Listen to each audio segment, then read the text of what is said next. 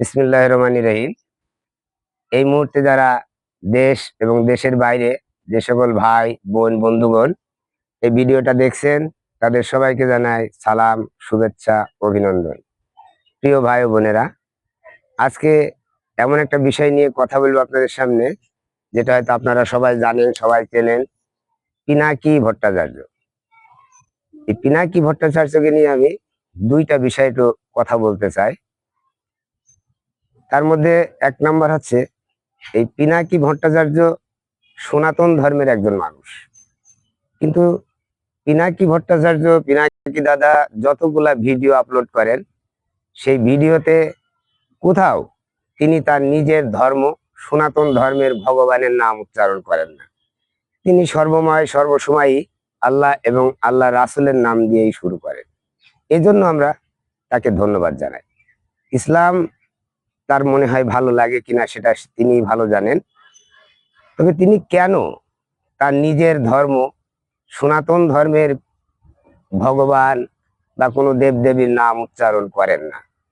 তিনি হিন্দু সম্প্রদায়ের মানুষ হয়ে, সনাতন ধর্মের মানুষ হয়ে কেন তিনি আল্লাহ এবং আল্লাহ রাসুলের নাম নেন? যদি আল্লাহ এবং আল্লাহ রাসুলকে সত্যিকার অর্থেই পিনাকি ভট্টাচার্য বা পিনাকি দাদা যদি ভালোবাসেন, তাহলে কেন তিনি পবিত্র ধর্ম ইসলাম ধর্ম গ্রহণ করেন না? তিনি কি নিজের ধর্মকে ছোট মনে করেন? তিনি কি নিজের ধর্মের প্রতি বিশ্বাস নেই? তিনি কি নিজের ধর্মকে সত্যকারের ধর্ম বলে মনে করেন না? তিনি কি ইসলামকে সত্যিকারের ধর্ম মনে করেন? নাকি তিনি এর ভিতরে গভীর কোনো ষড়যন্ত্র লুকিয়ে আছে, যে একজন সনাতন ধর্মের মানুষ হয়েও তিনি কেন বারবার আল্লাহ এবং আল্লাহ রাসুলের নাম নেন? এটা একটা বিরাট সন্দেহের বিষয়। তিনি কি হিন্দু মুসলমানদের ভিতরে কি বোঝাতে যাচ্ছেন? তিনি কি মুসলমানদেরকে উস্কে দিতে যাচ্ছেন, নাকি সত্যিকার অর্থে তিনি কখনো না কখনো মুসলিম হবেন? আশা করি, যদি পিনাকি দাদার ইসলাম ধর্ম ভালো লেগে থাকে, আল্লাহ এবং আল্লাহ রাসুলের প্রতি যদি তার বিশ্বাস থেকে থাকে, তাহলে অচিরেই তিনি ইসলাম ধর্ম গ্রহণ করবেন। এটা বিশ্বাস করি বা বিশ্বাস রাখি। আর যদি তিনি ইসলাম ধর্ম গ্রহণ না করে থাকেন, তাহলে কেন তার নিজের ধর্মকে ছোট ভাবেন, তার নিজের ধর্মের ভগবান বা কোনো দেবদেবীর নাম উচ্চারণ করেন না? অবশ্যই এটা একটা সন্দেহের বিষয়। মুসলমান এবং হিন্দুদের মধ্যে কি কোনো কিছু ঘটাতে চাচ্ছেন এই পিনাকি দাদা? তাই পিনাকি দাদার কাছে অনুরোধ, অবশ্যই এই কথা, এই প্রশ্নের বা এই কথাগুলোর উত্তর দেবে। দ্বিতীয় কথা হলো, আপনারা কি জানেন পৃথিবীতে একটা মানুষ সব কিছু জানে?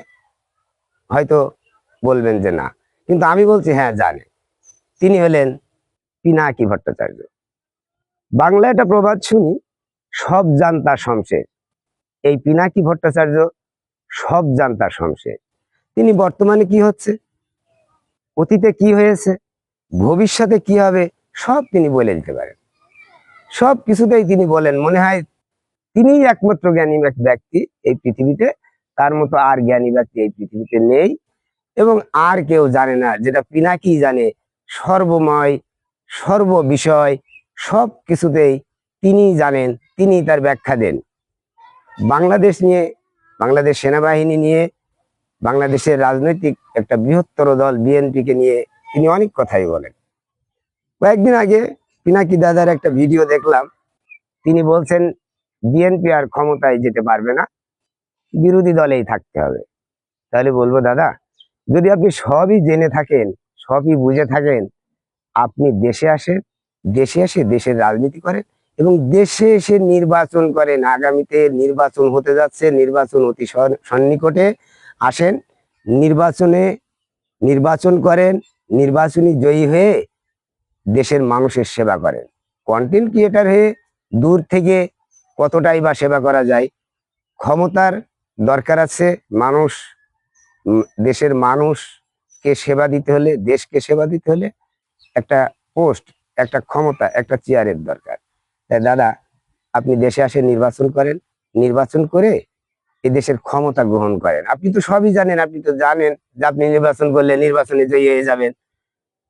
আপনার বিরোধী দল কারা হবে, আগামীতে কাকে কাকে নিয়ে আপনি দেশ চালাবেন, সবই আপনি জানেন। তাহলে তো আপনার নির্বাচন করার ক্ষেত্রে কোনো বাধা নেই। আপনি নির্বাচন করে আপনি হবেন এদেশের প্রধানমন্ত্রী, আর আপনার আরেকজন সহকর্মী আছেন সাংবাদিক ইলিয়াস, তাকে আপনি প্রেসিডেন্ট করে এই দেশের মানুষের একটু সেবা করেন। পরিশেষে বলবো, দাদা আসেন, বাংলার মাটিতে আসেন, দেশে আসেন, দেশের এই মা মাটি মানুষকে ভালোবাসেন, এখানে এসে আপনি নির্বাচন করেন, নির্বাচনের শেষেই বোঝা যাবে আপনার জামানতটা বাঁচলো কিনা। আমার মনে হয় আপনার আসনে যদি 2 লাখ ভোট থাকে, তা আপনি সর্বোচ্চ ভোট পেলেও 1 থেকে 1,500 বা 5 থেকে 700 এরকম অবস্থায় দাঁড়াবেন, আপনার জামানত বাঁচবে না। তাই বলি দাদা, সব জানতা শমশের হেন না। সব জানতা শমশের হলে নিজের মান ক্ষুণ্ণ হয়, নিজের চরিত্র উপর দাগ পড়ে, মানুষের বিশ্বাস আর পাওয়া যায় না, মানুষ বিশ্বাস হারিয়ে ফেলে। সব বিষয় নিয়ে কথা বলেন না।